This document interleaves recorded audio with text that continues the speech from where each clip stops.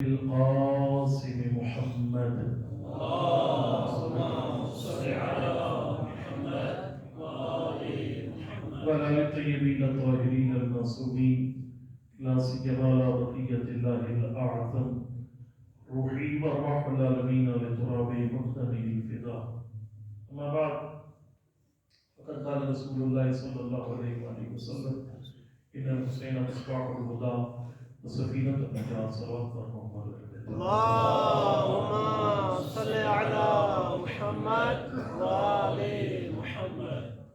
شعبان کی آمد ہے اور 3, 4 اور 5 شعبان 3 بڑی مقدس زوات پہ ان کی ولادت مساعدت کی ایام ہیں.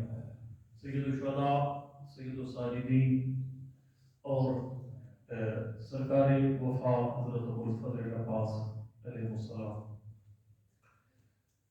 بہت فضیلتیں ہیں، بڑی عظمتیں ہیں، اور یہ فریقین کی کتابوں کے اندر یہ ساری فضیلتیں موجود ہیں. بڑی مشہور حدیث ہے سید الشہداء کی عظمت کے بارے میں، ان الحسین مصباح الہدی وسفینۃ النجاہ. لوگوں نے لکھا بہت کچھ ہے لیکن سوچا نہیں ہے کہ ہم نے کیا لکھا. جیسے وہ حدیث ہے کہ ان اللہ یغضب لغضب فاطمہ ویرضی لرضاها، لکھ دیا لوگوں نے اس کو کتابوں میں لیکن سوچا نہیں ہے کہ اس کا نتیجہ کیا ہے. یہ بہت بڑی عظمت ہے مختلف پیغمبر کی کہ اللہ کی ذات اپنے رضا اور غضب کو ایک نام کے ساتھ جوڑ دے، فرد کے نام کے ساتھ جوڑے. مطلب تقریباً کم مثالیں ہیں اس طرح روایات کی کتابوں میں کہ ایک فرد کے نام کے ساتھ اللہ کا غضب اور رضا جوڑ جائے. اسی طریقے سے جو سید الشہداء کی عظمت کے بارے میں روایت ہے کہ حسین کشتی نجات اور جناب ہدایت ہے، اس کے بارے میں لکھا ہے اس کو بہت لوگوں نے، سب شیعہ سنی سب نے، قذافی نے خود کا بڑے درکان کے علیہ سنت العالمین، انہوں نے خود فرمایا کہ اس کی سند بالکل درست ہے، ایکوریٹ سند ہے، یہ بالکل ہوا.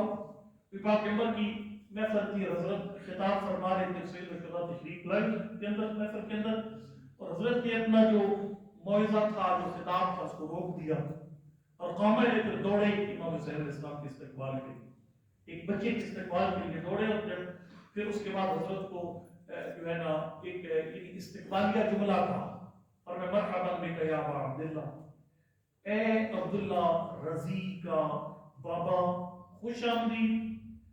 اس پر ظاہر حیرت میں ڈوب گئے جتنا بھی وہ لوگ بیٹھے تھے کہ اب جو عرب ملکوں میں رہے ہیں وہ جانتے ہیں کہ عربوں کے ہاں جو کنیت ہے یہ ادب کی علامت ہوتی ہے، یعنی نام نہیں دیا جاتا، کنیت کے ساتھ یاد کیا جاتا ہے.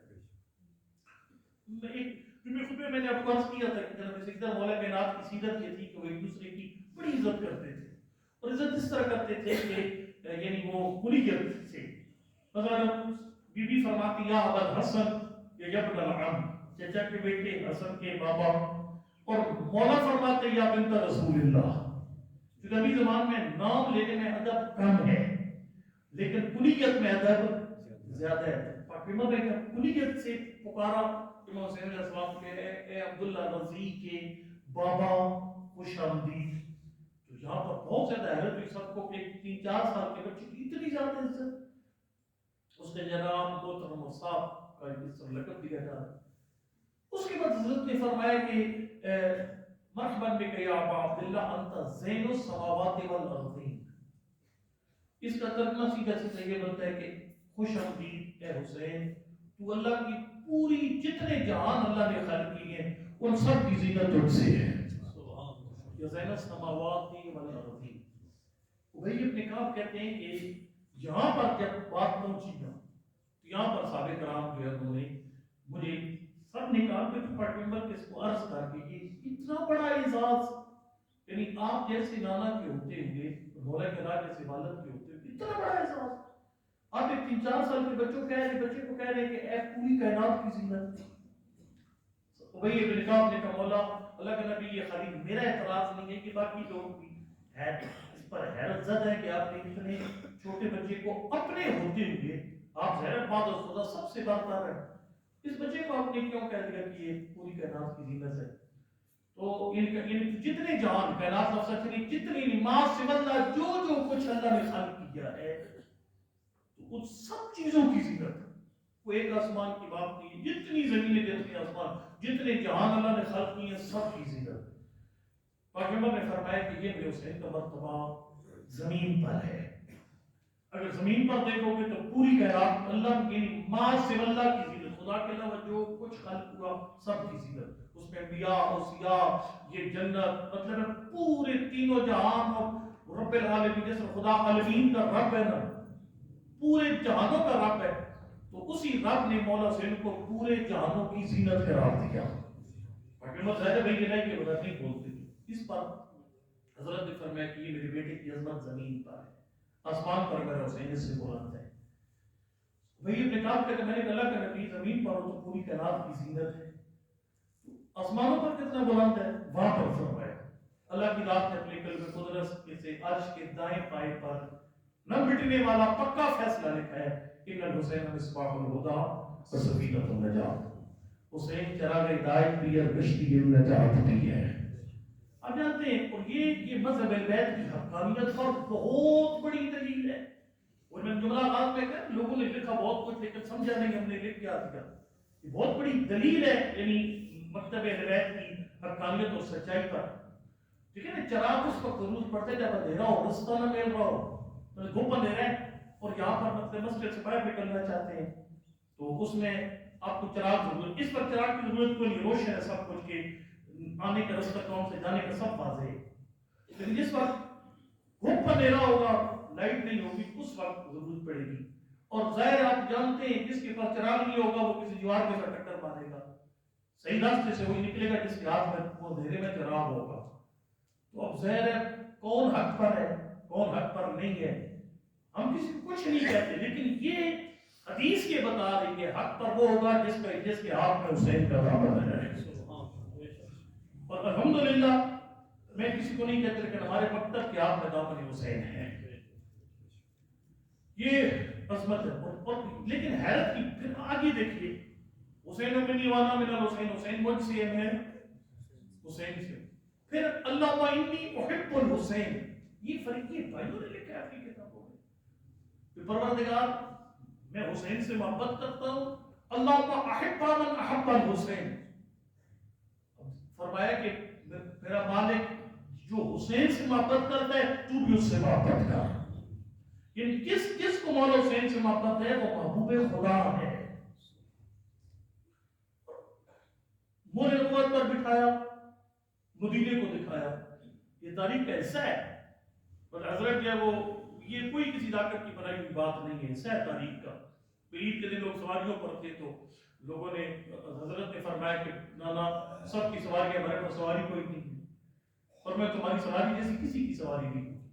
حضرت نے بے دوش پر بٹھایا تو کسی نے کہا کہ نعم المرکب، سواری کتنی پیاری ہے. سرکار نے فرمایا اس طرح کیوں نہیں کہتا نعم اور راکب، راکب کتنے پیارے ہیں، سوار کتنے پیارے ہیں. یہ سنگ شہداء میں جتنے بھی مطلب اولیاء الہی ہیں ان سب کی عظمت کو سارے مانتے تھے. میں جب آپ کو بھی جس طرح آپ کو لے کر آنا تو ٹائم چکے ظاہر ہے مختصر میں کافی عرصے کے بعد جو میں جمعہ پڑھا رہا ہوں پیچھے آ چکا ہے جو میں اور ٹھیک ہے مطلب وہ اچھا ہے جتنا مختصر اتنا بہتر ہے.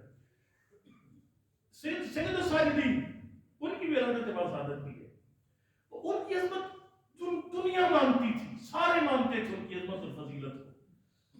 وہ جب طواف میں اس میں رستہ نہیں ملا اس کو شام بن عبد الملک مروان کو، اور وہاں پر یعنی ہر ایک اس کے ساتھ پروٹوکول بھی تھا، خلیفہ وقت بھی تھا، حاکم وقت بھی تھا، لیکن امام صراط علیہ السلام غلام نہیں کر سکتے.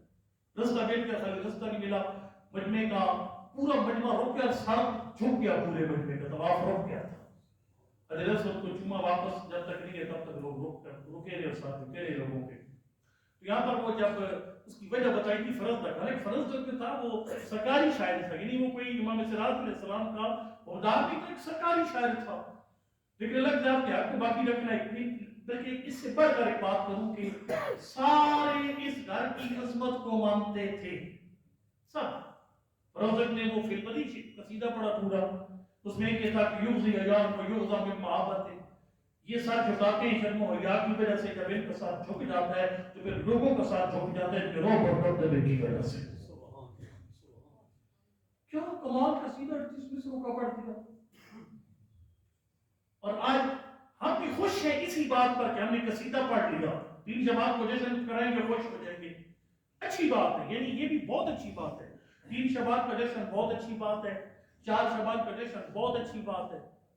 ایک ہم کو پڑھتے تھے، کل مدی نے بڑا جملہ کہا تھا، اور کہتے ہیں آپ دیکھو نماز روزہ یہ ذرا کام تھوڑے وزنی ہے، لیکن when something is better than nothing، اور کچھ نہ کرو، کم از کم ان کی خوشی میں خوش تو ہو جاؤ۔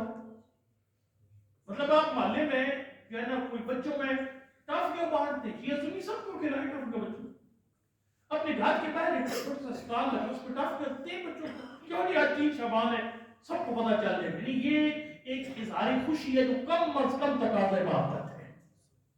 یہ تو بہت اچھی بات ہے، لیکن ایک بات کا خیال رکھنا ہے، خوشیوں کے اظہار میں بات مانی جائے کہ نہیں مانے گی مجھے اس کا کوئی پتہ نہیں، اور یہ منوانا ہمارا یہ ہدف بھی نہیں ہے، وہ ہے نا کہ 10 سالیں ان کے مسیطر عبید تو کوتوال نہیں ہے، تھندار نہیں ہے، درکہ میں پہنچانا، کوئی مانے اس کی مرضی نہ مانے اس کی مرضی، حجت تمام ہو جائے، یہ کوئی نے کبھی ادا نہیں کیا تھا کسی نے۔ وہ جو خوشیاں آل محمد کی ہیں ان کے فرمان کے مطابق منانی چاہیے۔ امام باقر نے فرمایا ہم ان شیعوں کو اون کریں گے یفرحون لفرحنا ویحزنون لحزننا، فرمایا جو غم میں بھی ہمارے اور خوشیوں میں بھی ہمارے۔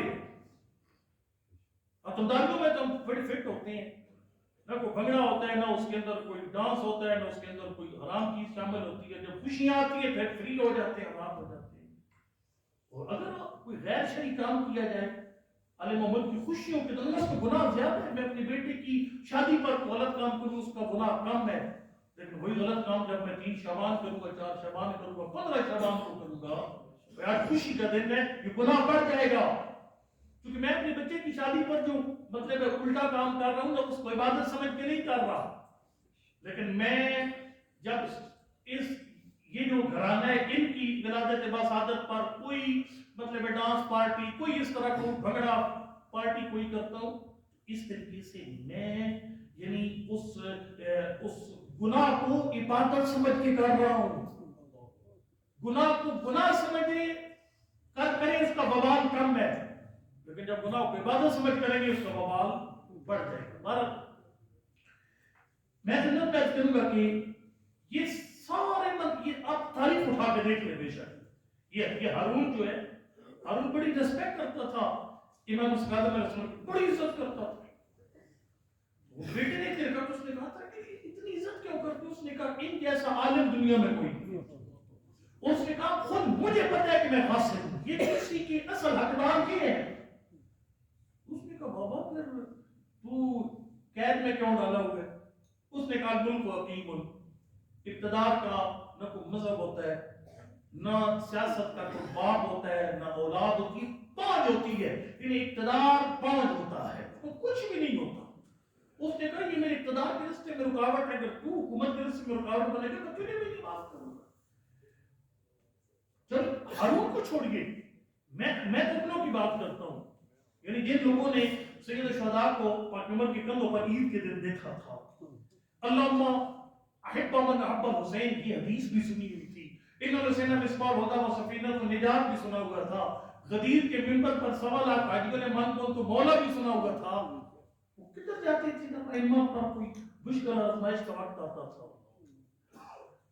میں نے جو ابھی نقطہ عرض کرنا ہے، یقین جانیے یعنی یہ بات میرے اپنے دل کو لگی ہے، تو میں آپ سے یہ بات شیئر اس لیے کر رہا ہوں کہ تاکہ اس وقت جو پوزیشن ائمہ کی تھی نا اس دور میں لوگ فضیل قصیدے بالکل پڑھتے تھے، ائمہ کے فضیلتوں کو بالکل مانتے تھے، ان کے وضو کا پانی بھی تبرک کے طور پر استعمال کرتے تھے، ابھی لہٰذا میں چلو بڑی پکاتے اور کھاتے، یہ سارے کام وہ کرتے تھے، لیکن جب ولی کے خدا کو ضرورت پڑتی تھی ایک بندہ بھی تیار نہیں ہوتا تھا۔ اسی مدینے سے سیدھے تو 28 نے جب پوچھ کر گئے، مدینہ سویا رہا، امام باقر امام صادق علیہ السلام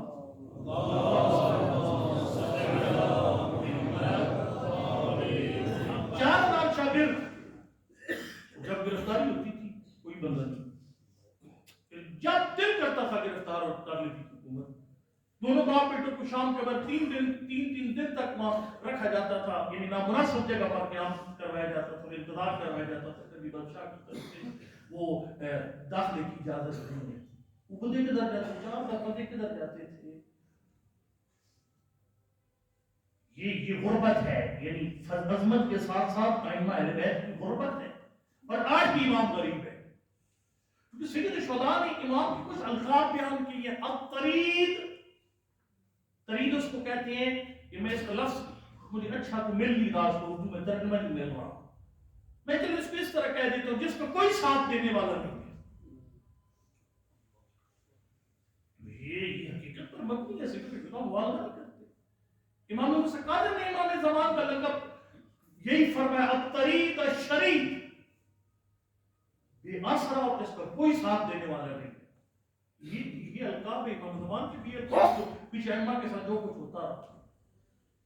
دیکھیں نا، اب یعنی ہمیں اس مشکل کا حل ڈھونڈنا ہے کہ وہ لوگ فضیلتیں سن کر، دیکھ کر، مان کر پھر ساتھ کیوں نہیں دیتے تھے؟ کیونکہ اس وقت ایک ولی خدا ہمارے درمیان بھی ہے، اور جو غریب بھی ہے، جس کو جو لوگوں کو یاد ہی کوئی نہیں ہے۔ ہمیں کوئی نہیں یاد امام زمان، وہ پٹاخے چلائیں گے نیمہ شعبان کو، بھائی وہ امام زمان کے لیے پٹاخے ہم نے خالی تیار کیے، ہم نے گولہ بارود خالی تیار کیا، وہ اس کے لیے یاد ہی کوئی امام زمان۔ وہ کون سا نقطہ ہے، یعنی وہ باریک بات کون سی ہے؟ مشکل کیا تھی سید الشہداء کے دور کے لوگوں کی، اور سید الصالحین کے دور، پھر ہر معصوم کے دور کے لوگوں کی، وہ ساری عظمتیں مان کر، قصیدے پڑھ کر، حضرت کا وضو کا پانی تبرک کے طور پر استعمال کر کے، حضرت کے منہ سے گرنے والی کھجور کو بھی تبرک کے طور پر گٹھلی کو رکھ کر وہ ساتھ کیوں نہیں دیتے تھے؟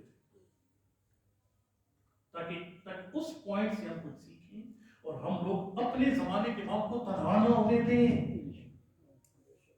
اور یقین جانیے امام زمان کے ظہور کی چابی آپ کے ہاتھ میں ہے، میرے آپ کے ہاتھ میں، دیر ہماری طرف سے ہے۔